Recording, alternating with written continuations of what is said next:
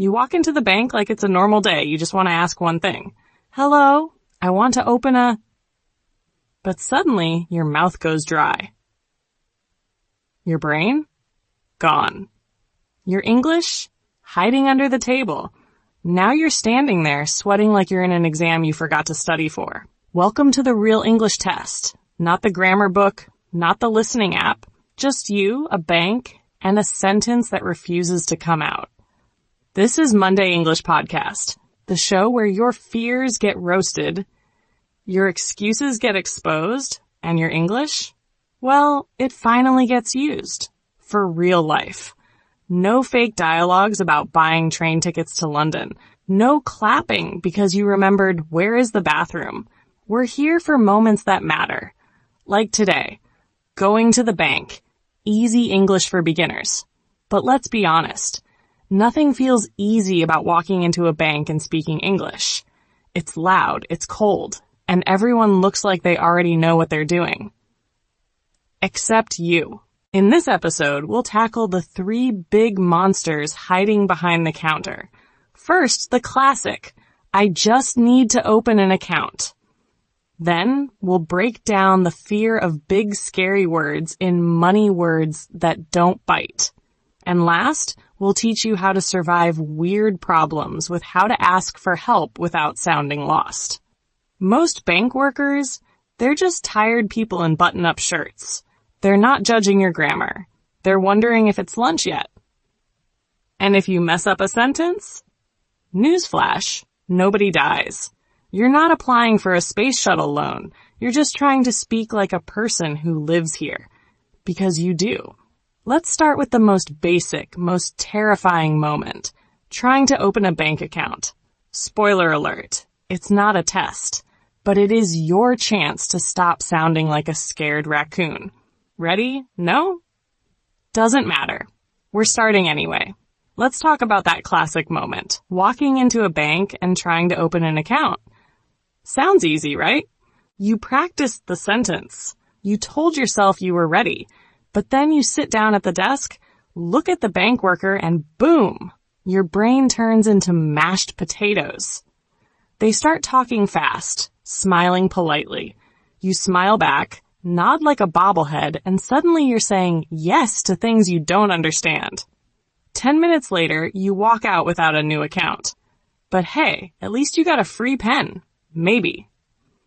The truth is, opening a bank account doesn't need perfect English. You don't need long, complex sentences. You just need a few strong ones. The first one is simple. I want to open a bank account. Say it clearly. Say it slowly.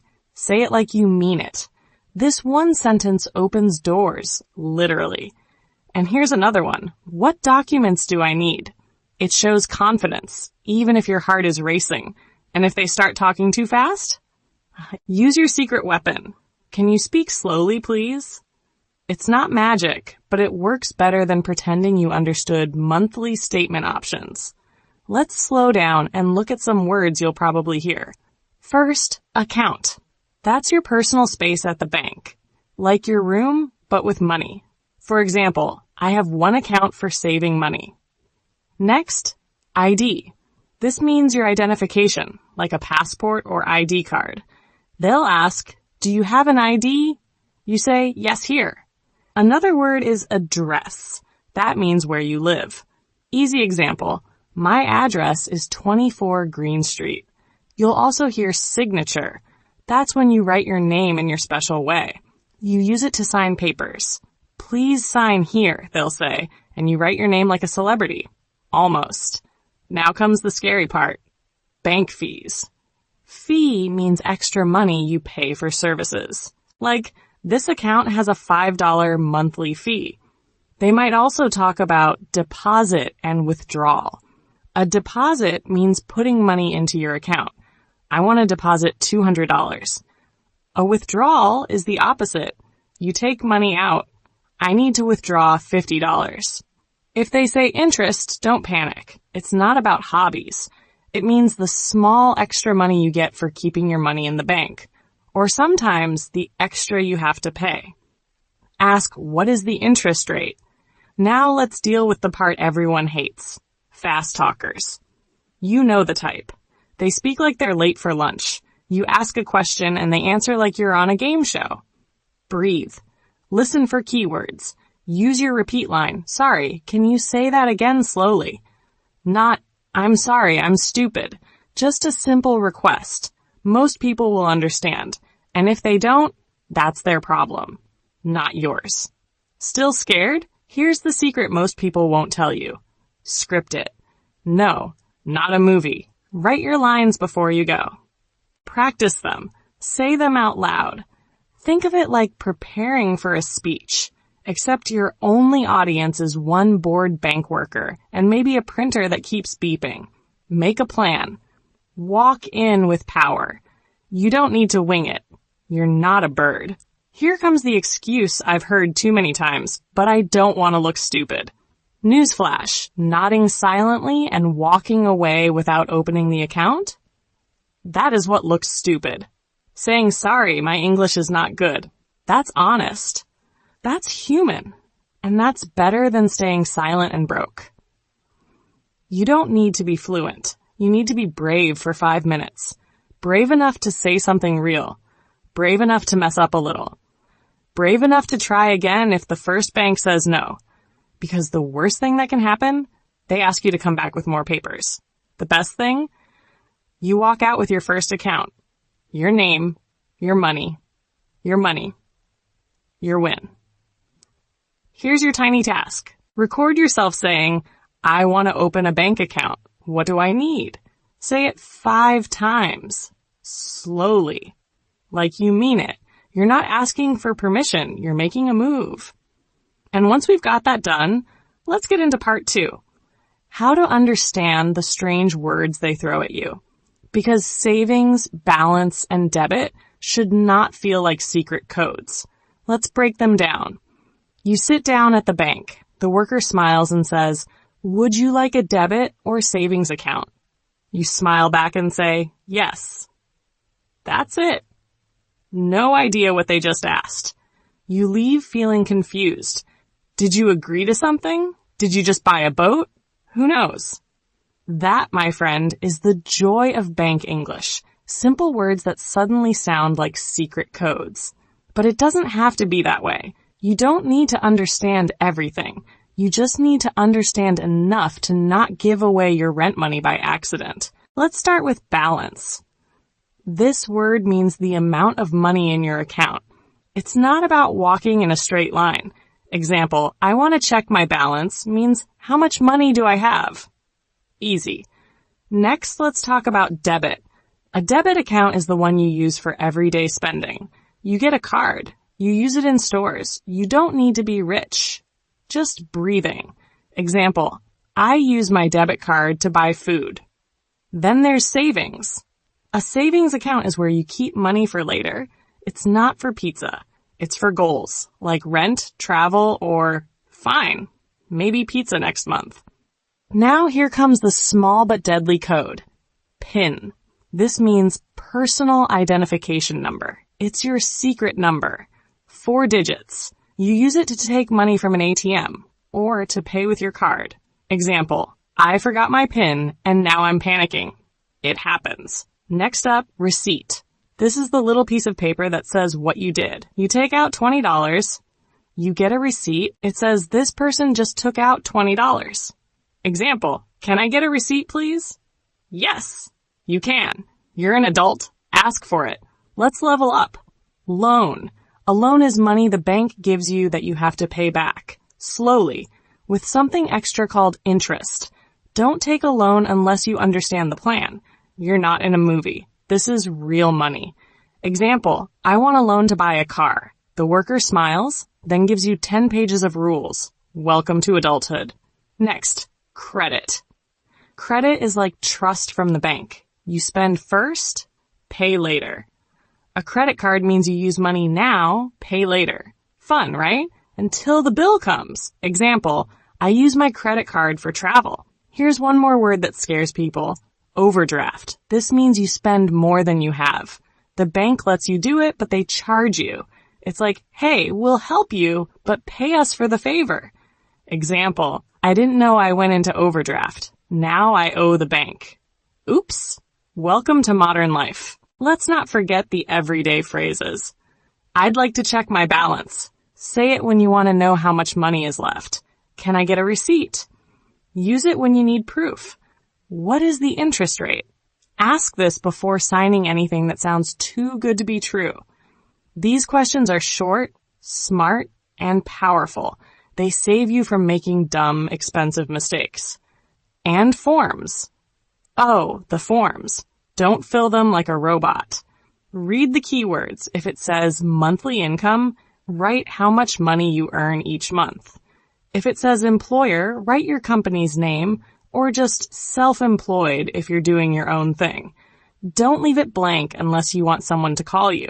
Scan for the basics. You're not writing a novel. You're just opening a bank account, not solving a mystery. By the way, this stuff isn't only at the bank. It's in your phone, too. That bank app you ignore? Time to switch it to English. Yes, the app. Go ahead. Open it. Tap around. You'll see words like transfer, bill, payment, statement. You don't need to translate them. You need to live with them. See them every day. Click them. Read them. Make them feel like normal words, not monsters in suits. Now here's the part where someone always says, but what if I don't understand everything? Shocker. You don't need to. Nobody does. Even native speakers glaze over at bank terms. Half of us just nod, ask for help, and hope we didn't sign away our kidney. That's life. That's normal. You are not dumb. You're just new. And being new is not the same as being bad. So stop waiting to know all the words. Learn the ones that matter. Say them out loud. Use them like tools, not like trophies you never touch. If the bank asks something weird, smile and say, sorry, I didn't understand. Can you say it again? You're not asking for pity. You're asking for clarity. That's smart. That's confident. That's how you win. Here's your tiny task. Open your bank app. Switch the language to English. Try to understand 3 words today. Don't translate. Just guess. Learn by doing. You'll be surprised what you already know. Now let's move on. You've opened the account. You faced the scary words. But what happens when something goes wrong? Like your card stops working, or the ATM eats your soul. Okay, just your card. Don't panic. In the next segment, we'll talk about how to ask for help without sounding completely lost. Yes, even with simple English. Let's go. You walk up to the ATM. You put in your card. You type your PIN. Nothing happens. You try again. Still nothing. Then the screen says, card blocked. Or worse, it just eats your card like a hungry machine from a nightmare. So you walk into the bank, your hands sweaty, your heart racing, and your English? Gone. What do you even say? Hello, machine, bad. Not ideal. But don't worry, you don't need perfect grammar. Thus, you just need survival sentences and the courage to say them. Start simple. I have a problem. Say that first. No need to explain the whole story right away. Just let them know something went wrong. Then follow with, my card doesn't work. Or if the machine really took your card, say, the ATM took my card. Done. Clear. No drama. They will understand. Add one more. Can you help me, please? Say it kindly, but say it like you mean it. You are a customer, not a lost child. These 3 sentences, I have a problem, my card doesn't work, and can you help me? Are your safety net. Memorize them like your life depends on it. Okay, maybe not your life, but definitely your rent money. Here's a new word, blocked. It means something is stopped or not working. Example, my card is blocked. It doesn't mean it's broken forever. It just needs fixing. Another word, error. You might hear this on the screen. It means there's a mistake. Example, ATM error means the machine has a problem. Not you. You're fine. Mostly. One more. Transaction.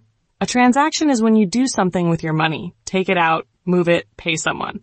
Example, this transaction failed means it didn't work. Try again or ask for help.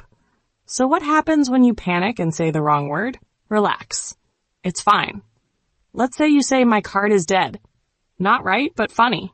Just fix it. Laugh a little. Then try again. Sorry, I mean my card doesn't work. Most workers will smile and help. They've heard worse. Honestly, they're more shocked when people stay quiet and say nothing. You're human. Be human. That includes fixing your words when they come out wrong. Tone matters. Don't whisper like you're apologizing for being alive. Speak like you belong in that bank. Because you do. Stand tall. Even if you feel small.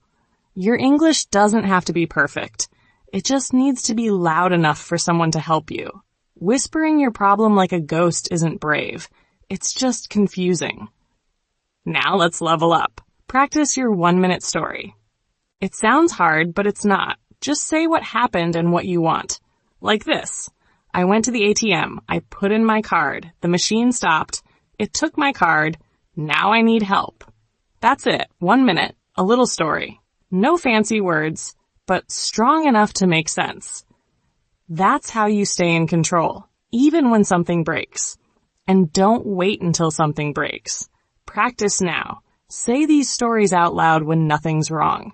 It feels silly, sure, but so does freezing in front of a bank worker while your mouth forgets how to work. You can't expect your English to show up strong if you never train it. You wouldn't run a marathon without practice. And yet, here you are, trying to speak in a crisis with zero warm-up. Bold move. Doesn't work. Here's the line I hear too often. But I don't want to bother people. Oh, please. You think the bank staff came to work for fun? They're literally there to be bothered. That's the job. Ask your question. Say your weird English sentence. You're not a burden. You're a customer with a problem. Use your words. That's what your money is paying for.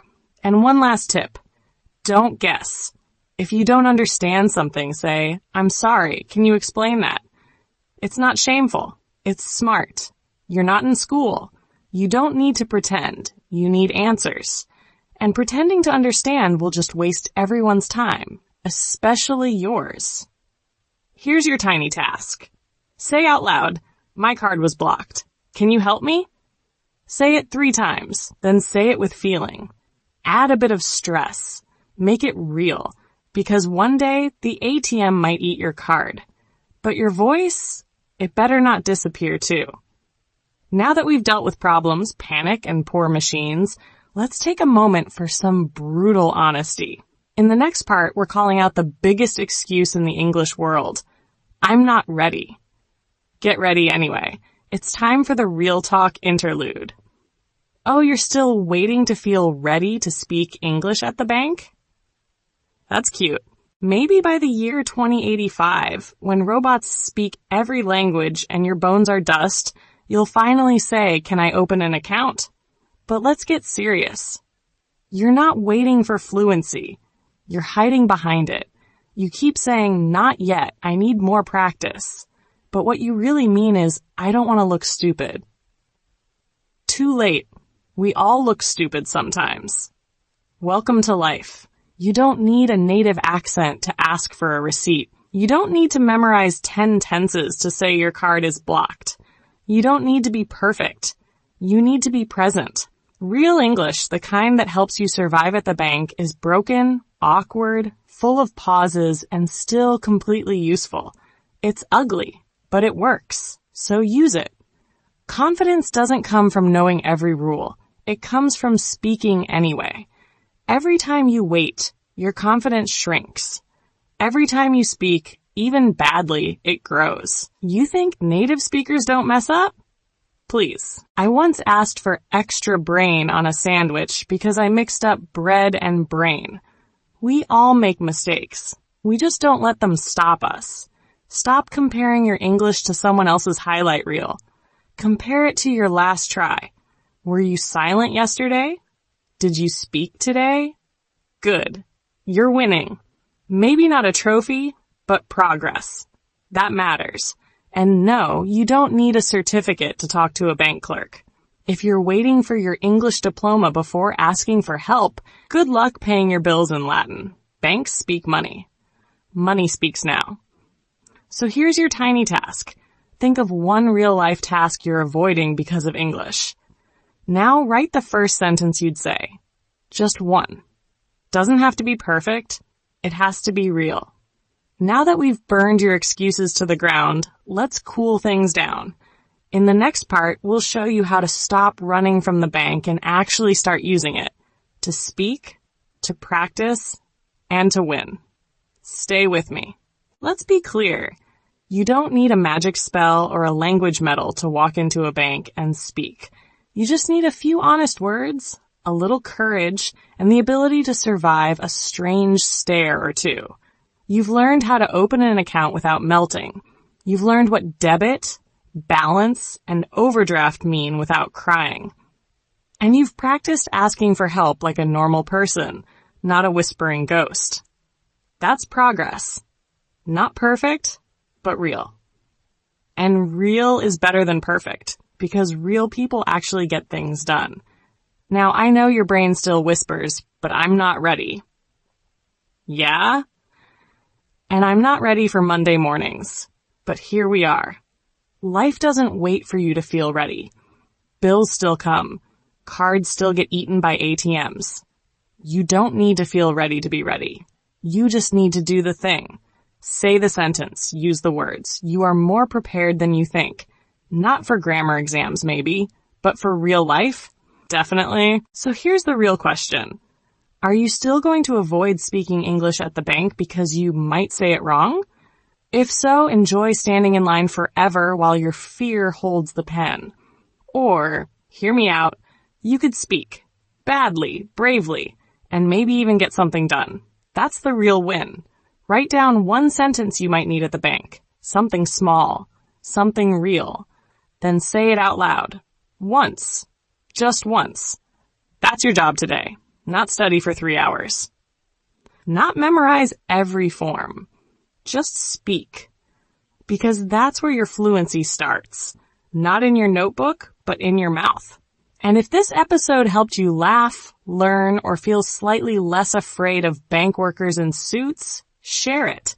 Send it to a friend who also avoids speaking English. Or to that one cousin who keeps saying, I'll start next week. Sure, buddy. Next week. Right after you become a millionaire without working.